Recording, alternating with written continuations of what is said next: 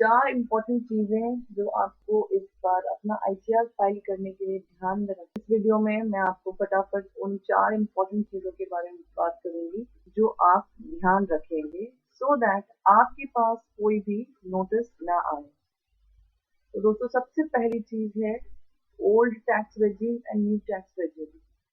इन दोनों के बीच में आपको सिलेक्शन करना है। इस बार क्योंकि पैंडेमिक था तो आपको ये ध्यान रखना है कि अगर आप बाई चांस प्लान नहीं कर पाए हैं, इन्वेस्टमेंट नहीं कर पाए हैं, एक्सपेंसेस नहीं कर पाए हैं, old tax regime and new tax regime दोनों के बीच का कंपैरिजन कीजिए एंड उसके बाद आप अपना टैक्स रेजिम सेलेक्ट कीजिए। आप जानते हैं कि न्यू टैक्स रेजिम में आपको कोई भी डिडक्शंस नहीं मिलते हैं, कोई भी क्लेम्स नहीं मिलते। ओल्ड टैक्स रेजिम में आप सारे डिडक्शंस क्लेम, सबसे ज्यादा जरूरी ये उन लोगों के लिए है जो अपनी इनकम बिजनेस के हेड में दिखाते हैं, क्योंकि अगर आप बिजनेस के हेड में दिखाते हैं तो आपके पास सिर्फ एक बार ही ऑप्शन होता है स्विच करने का। अगर आप न्यू टैक्स रेजिम में आ गए हैं और आपको दोबारा से ओल्ड टैक्स रेजिम में जाना है तो आप सिर्फ एक ही बार उसे स्विच कर सकते हैं। सैलरीड इंडिविजुअल या वो लोग जिनकी बिजनेस इनकम नहीं होती है, वो उनके पास ऑप्शन है इसे हर साल स्विच करने का। तो अगर आप कंफ्यूज्ड हैं कि आपका बेनिफिट किस में है, न्यू टैक्स रेजिम में है या ओल्ड टैक्स रेजिम में है, तो मैं स्ट्रांगली रेकमेंड करती हूँ कि आप अपना कैलकुलेट कीजिए, अपना टैक्स कैलकुलेट कीजिए, इनकम टैक्स कैलकुलेट कीजिए कि ओल्ड टैक्स रेजिम में आपका क्या टैक्स बनता है एंड न्यू टैक्स रेजिम में आपका क्या टैक्स बनता है, एंड फिर उसके बाद आप डिसीजन लीजिए। नहीं तो क्या होगा कि आप बहुत बार टैक्स रेट पे कर देंगे, क्योंकि न्यू टैक्स रेजिम जो है वो लोअर स्लैब रेट देता है पर आपको डिडक्शंस नहीं मिलेंगे। ओल्ड टैक्स रेजिम में तो जो सारे डिडक्शंस चल रहे हैं वो चल ही रहे हैं, इसीलिए कोई भी डिसीजन लेने से पहले आप अपने आप को बिल्कुल पक्का कर लीजिए, होमवर्क कर लीजिए अपना कि आपका न्यू टैक्स रेजिम में कितना टैक्स बन रहा है एंड ओल्ड टैक्स रेजिम में आपकी क्या टैक्स लायबिलिटी है, सो दैट आप प्रॉपर डिसीजन मेकिंग कर सकें। सेकेंड पॉइंट हमारा आता है एक्सटेंशन ऑफ डेट्स अगर है तो भी आपको टैक्स रिलीफ नहीं मिलेगा। क्यों? अगर आपने अपनी टैक्स लायबिलिटी पहले से ही जमा नहीं कराई है। एक्सटेंशन जो होता है ना, डेट्स का एक्सटेंशन, ये उन लोगों के लिए बेनिफिशियल होता है जो ऑलरेडी अपने सारे टैक्सेस पे कर चुके हैं। जैसे कि जो वो लोग जिनको इनकम मिल रही है और उनकी इनकम सब्जेक्ट टू टीडीएस है और वो टीडीएस कटने के बाद भी उनका जो भी फाइनल टैक्स लायबिलिटी आता है वो पेएबल नहीं आता है।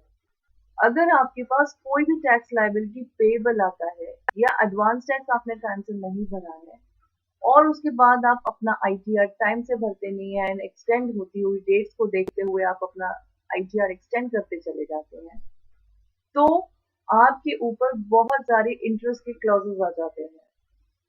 जैसे कि इस बार जैसे सितंबर 30 तक आईटीआर की डेट एक्सटेंड कर दी गई है, बट आपको टैक्स लायबिलिटी से रिलीफ नहीं मिलती है, आपकी डेट एक्सटेंड होती है। प्लीज डिफरेंस अंडरस्टैंड कीजिए आप दोनों में। ड्यू डेट एक्सटेंशन का मतलब ये नहीं कि आपको टैक्स भरने के लिए भी एक्सटेंशन दे दिया गया है। टैक्स भरने की डेट्स नहीं चेंज होती है। एडवांस टैक्स की डेट्स भी वही थी जो पहले थी, आपको क्वार्टरली एडवांस टैक्सेस भरने हैं। अगर आपने एडवांस टैक्स नहीं भरा है तो 234C का जो एप्लीकेबल क्लॉज आता है, advance tax 90% of the total tax liability से कम है तो आपको सेक्शन 234C की इंटरेस्ट पे करनी पड़ सकती है। इससे एक्सटेंशन ऑफ डेट से कोई मतलब नहीं होता है। ध्यान रखिए, सीबीडीटी ने भी जो रिलैक्सेशन दिया हुआ है सेक्शन 234A में, जिसमें self assessment tax liability after providing for TDS advance tax अगर एक्सीड नहीं होती है 1 लाख से, तो आप ये ध्यान रखिए कि ये जो 1% का जो मंथली जो इंटरेस्ट आता है जिसके लिए रिलैक्सेशन दिया है, ये तभी पॉसिबल है जब आपके सारे टैक्सेस आपके ऑलरेडी पेड हैं एंड आपका सेल्फ असेसमेंट टैक्स लायबिलिटी जो है वो 1 लाख से एक्सीड नहीं हो। बहुत सारे लोग नहीं होंगे जिनका ऐसा है, तो आपको बिल्कुल अपनी प्लानिंग रखनी है। टाइम से आपको अपने सारे टैक्सेस भर देने हैं। सेल्फ असेसमेंट टैक्स का चालान भी आप रेमिट कर दीजिए, टाइम से रेमिट कीजिए। आईटीआर लेट फाइल हो जाएगा, कोई बात नहीं, टैक्स लायबिलिटी आपको टाइम से पे करनी है, नहीं तो फिर 234 ए बी सी सारे पेनल क्लॉजेस आपके ऊपर लग जाएंगे, इंटरेस्ट की लायबिलिटी आपके ऊपर additional. Senior citizen who don't have business income are exempted from paying advance tax. तो सीनियर सिटीजन के लिए रिलीफ है। अगर सीनियर सिटीजन मेरा ये वीडियो देख रहे हैं तो आप ध्यान रखिए, आप इन सब चीजों से दूर हैं, पर फिर भी आईटीआर फाइल करने का एडवांटेज होता है। आप जितना जल्दी आईटीआर फाइल करेंगे उतनी जल्दी आपका रिफंड प्रोसेस होगा एंड आपको एक एडिशनल अमाउंट मिल जाएगा आपके बैंक अकाउंट में उसे एक्सपेंड करने के लिए। सो चेंजेस इन टैक्स फॉर्म, तीसरा इंपॉर्टेंट पॉइंट है वो है चेंजेस इन टैक्स फॉर्म। हर साल डिपार्टमेंट, इनकम टैक्स डिपार्टमेंट नए नए फॉर्म्स नोटिफाई करते हैं, उसमें कुछ चेंजेस नोटिफाई करते हैं।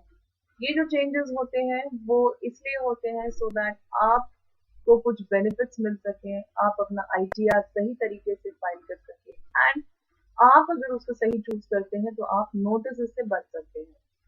तो आपको कोई भी आईटीआर चूज करने से पहले आपको ध्यान रखना है कि इस बार क्या क्या चेंजेस हुए हैं। जैसे कि इस बार आईटीआर एलिजिबिलिटी क्राइटेरिया, जो आईटीआर 1 जो कि normally salary tax payers use करते हैं, जिसकी बिजनेस इनकम नहीं है, जिसकी income under the head business नहीं है, उनके लिए एलिजिबिलिटी क्राइटेरिया जो होता है वो थोड़ा सा चेंज कर दिया है। चेंज क्या है? बहुत सिंपल है। अगर आपका टीडीएस ऑन कैश विड्रॉल हुआ है, टीडीएस डिडक्ट हुआ है सेक्शन 194N में, जो कि 1 करोड़ के ऊपर अगर आपका विड्रॉल है, कैश विड्रॉल है बैंक अकाउंट से, तो आपको टीडीएस की लायबिलिटी आ जाती है, बैंक आपका टीडीएस काटती है अंडर सेक्शन 194N।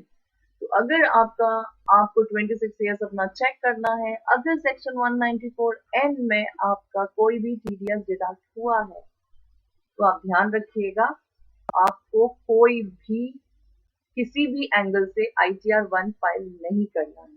ध्यान रखिए, सही आईटीआर का चुनाव बहुत जरूरी है, नहीं तो फिर आप नोटिस के चक्कर में फंस जाएंगे, आपका जो आपने आईटीआर फाइल किया है वो इनवैलिडेट हो जाएगा एंड उसका मतलब ये होगा कि आपने कोई भी आईटीआर फाइल नहीं किया है। तो आईटीआर फाइल करने के जो बेनिफिट्स हैं वो आपको बिल्कुल भी नहीं मिलेंगे। सेक्शन 194N में कुछ चेंज है वो आपको ध्यान में रखना है कि अगर आपने लास्ट 3 साल तक आईटीआर फाइल नहीं किया है और कैश विड्रॉल है अप टू 25 लाख, तो आपका जो टीडीएस है जो वैसे 1% का था, अब अगर आपने 3 साल तक आईटीआर फाइल नहीं किया है और 25 लाख से ज्यादा का आपका कैश विड्रॉल है, तो आपके ऊपर 2% का रेट अप्लाई होगा, यानी ऑलमोस्ट डबल। 1% का 2% हो जाएगा, 1 करोड़ का 25 लाख रुपए उतर जाएगा अगर आपने पिछले 3 सालों से अपना आईटीआर फाइल नहीं किया है। तो जो भी व्यूवर्स मेरा ये आईटीआर देख रहे हैं, मेरा ये वीडियो देख रहे हैं, वो जरूर इस बात का ध्यान रखें कि आप अपने कैलकुलेशन कर लीजिए, पिछले 3 साल से आईटीआर फाइल नहीं किया है और 25 लाख का विड्रॉल है तो आपके ऊपर 2% का रेट अप्लाई होगा। सेक्शन 194N में टीडीएस कटेगा, 26 ईयर्स में से चेक कर लीजिए।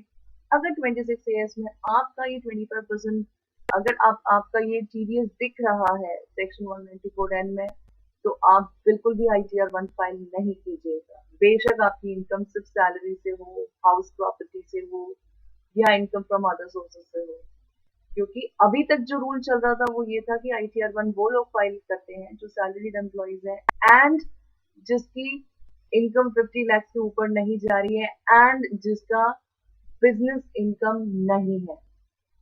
तो ध्यान रखिएगा, आईटीआर 1 का चुनाव करते समय आपको आईटीआर 1 बहुत सिंपल है बट विथ अ क्लॉज है, तो सही चुनाव कीजिएगा, नहीं तो आपका रिटर्न इनवैलिड। अनक्लेम डिडक्शन, सबसे फोर्थ पॉइंट जो है वो बहुत इंपॉर्टेंट है अनक्लेम डिडक्शन का। जैसे अगर आपने अपने एम्प्लॉयर को, अगर आप सैलरीड एम्प्लॉय हैं और आपने एम्प्लॉयर को अपने प्रूफ ऑफ इन्वेस्टमेंट्स नहीं दिया हुआ है, आपने इंश्योरेंस प्रीमियम पे की है या बिल्कुल लास्ट में कुछ आपने डिडक्शंस के लिए आपने इन्वेस्टमेंट्स किए हैं सो दैट आप डिडक्शंस का क्लेम ले सके और वो कॉपी आप अपने एम्प्लॉयर को सबमिट नहीं कर पाए हैं, तो ये बिल्कुल पक्की बात है कि उन्होंने आपका टीडीएस हायर रेट पे काटा होगा। आपको ये बहुत ध्यान में रखना है कि आपकी you are likely to get a lot of information, including the interest earned, dividend received, capital gains on shares, mutual funds, pre-fill. इस बार आपको ये सब प्रीफिल होके आने वाला है, क्योंकि आप अपना जो प्रीफिल आईटीआर जब आप लॉग इन करते हैं अपने पोर्टल पर, तो आप अपना प्रीफिल आईटीआर डाउनलोड करेंगे।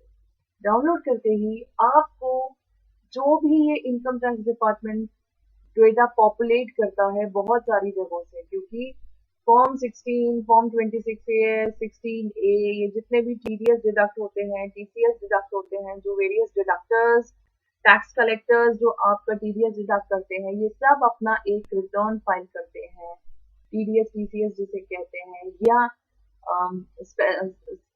स्पेसिफाइड फाइनेंशियल ट्रांजैक्शंस जिसे कहते हैं, जहां आपने कुछ ट्रांजैक्शन जैसे किए हैं जिसकी रिपोर्टिंग होती है। तो ये सारा जो इंफॉर्मेशन है ये पॉपुलेट होता है आपके फॉर्म नंबर 26AS में।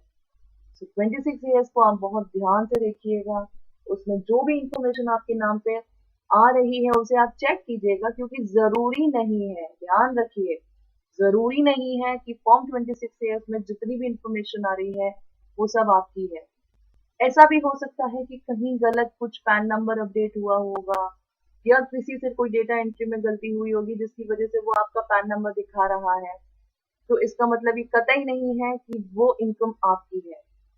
तो अगर ऐसा कोई भी इनकम आ रहा है आपके 26AS में, तो आप ध्यान रखिए कि आप करेक्टिव मेजर्स लीजिए।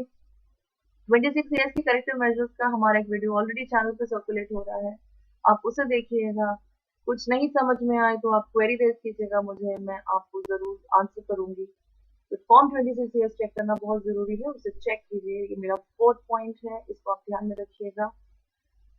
जो डेडलाइन होती है टीडीएस टीसीएस की वो भी एक्सटेंड हो चुकी है, तो इसको आप ध्यान रखिएगा। आईटीआर जब आप फाइल करें तो विद इन 120 डेज आईटीआर, अगर आपने उसे आईटीआर को वेरीफाई नहीं किया, वैसे तो वेरिफिकेशन भी इम्पोर्टेंट है, सभी आईटीआर वेरीफाई कर लेते हैं, बट बाय एनी चांस अगर आपने अपना आईटीआर वेरीफाई नहीं किया है ऑनलाइन, तो आप उसे with in 120 days of filing ITR आपको हार्ड कॉपी साइन कर बाई पोस्ट वो लिखकर आ जाता है। जैसे ही आप अपने एक्नॉलेजमेंट डाउनलोड करेंगे, उसमें सबसे पहले नीचे लिख के आ जाता है कि आपको भेजना है या नहीं भेजना है, वो बहुत clear on the face of the acknowledgement copy लिख कर आता है, उसे जरूर चेक कीजिएगा।